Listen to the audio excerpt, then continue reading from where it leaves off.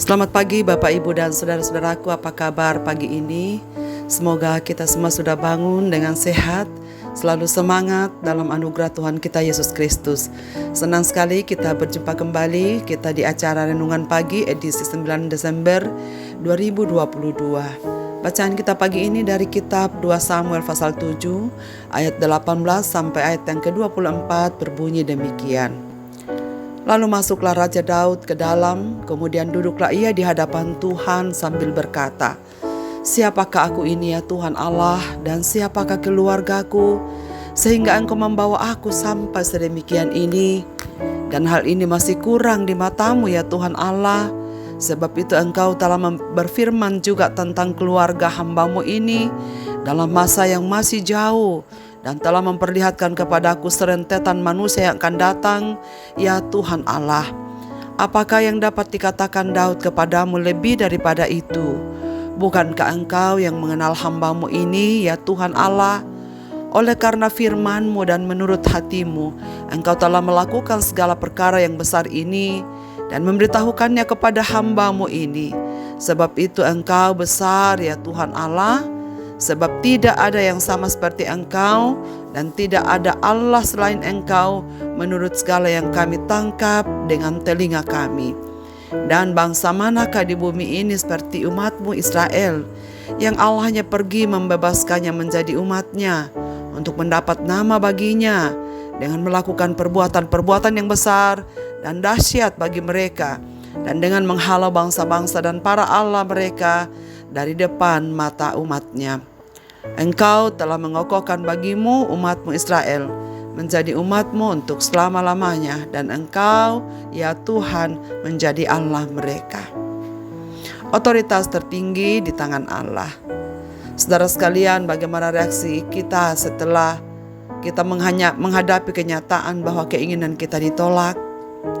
Tidak semua orang bisa menerima penolakan dengan sikap yang positif. Ada orang yang akan kecewa, ada juga yang akan tersinggung atau marah. Lalu bagaimana bila penolakan itu datang dari Allah? Bagaimana respon kita ketika kita sadar bahwa apa yang kita inginkan tidak dikabulkan Tuhan? Ada banyak orang yang kemudian meninggalkan Tuhan. Mereka menganggap Tuhan baik jika mengabulkan apa yang diinginkan. Tetapi sebaliknya, Tuhan ditinggalkan jika apa yang mereka inginkan ternyata mereka tidak dapat terima.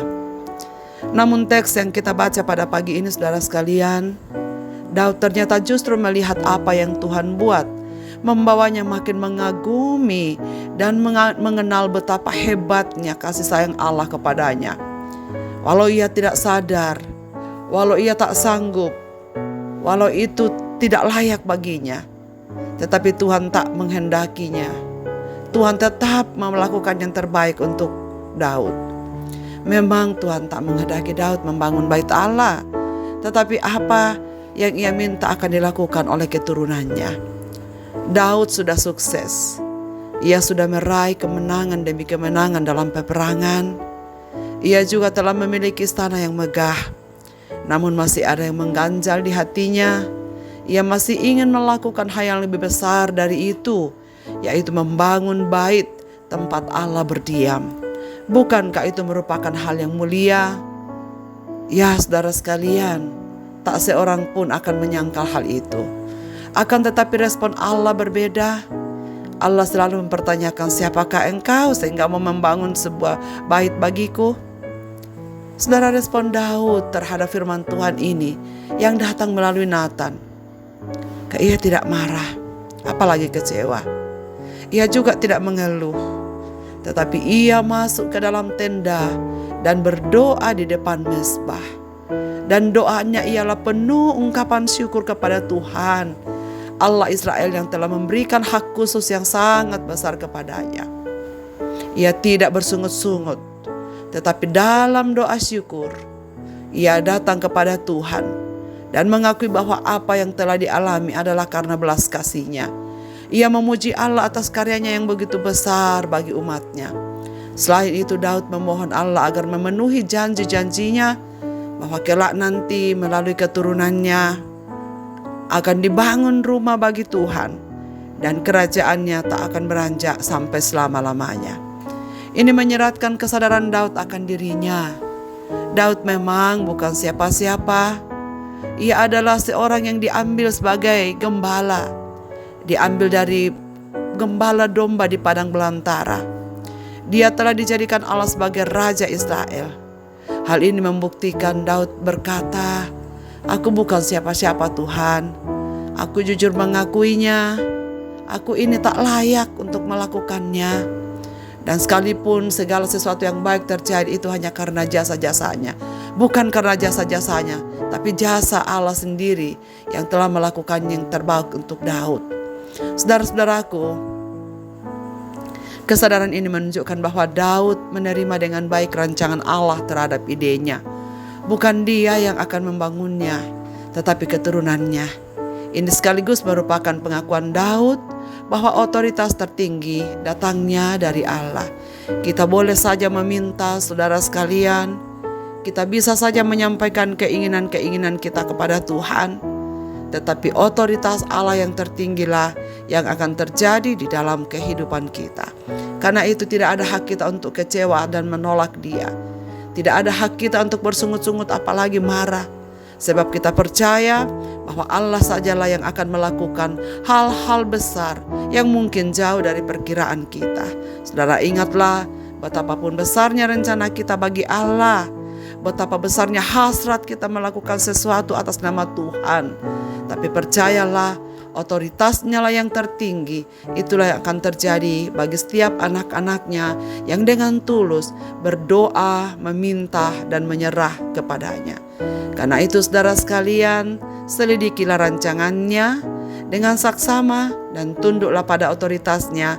Sebab apa yang dianggapnya baik, itulah yang akan terjadi dalam kehidupan setiap kita. Marilah kita berdoa. Bapa di sorga, terima kasih karena kami tahu Engkau yang memiliki otoritas tertinggi atas hidup kami. Engkaulah perancang agung. Engkaulah perencana sempurna atas hidup kami.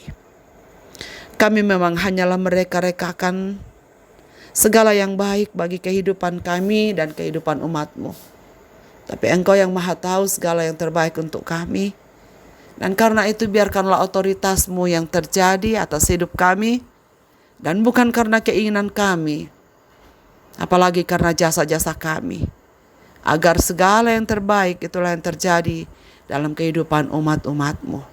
Bapa di dalam sorga, segenap pendengar renungan pagi dimanapun mereka berada, Bapa yang maha tahu keadaan mereka. Mereka yang masih terus bersedih oleh karena kehilangan saudara-saudara dan orang-orang yang mereka kasihi, Tuhan hiburkanlah. Mereka yang sedang sakit dan sedang mengerang dalam kesakitan mereka, Bapa dengarlah seruan mereka. Jawab doa-doa mereka. Dan mereka yang sedang galau oleh karena mereka tidak bisa melihat kepastian hari esoknya, Bapa berikanlah kekuatan dan penghiburan bahwa Engkau ada untuk mereka. Dan Engkau selalu akan menjaga dan melindungi setiap kami. Terima kasih Bapa karena masa depan kami ada dalam tangan-Mu. Dan rancangan-Mu adalah rancangan yang terbaik. Karena itu Tuhan, pada pagi ini kami taruhkan hidup kami secara baru dalam tangan-Mu. Apapun yang akan kami kerjakan dan kami laksanakan di hari esok hidup kami. Dengarlah doa kami ini Bapa. Kami berseru kepadamu dalam Kristus Tuhan Juru Selamat kami. Selamat beraktivitas Bapak, Ibu, dan saudara-saudaraku. Tuhan Yesus memberkati kita sekalian.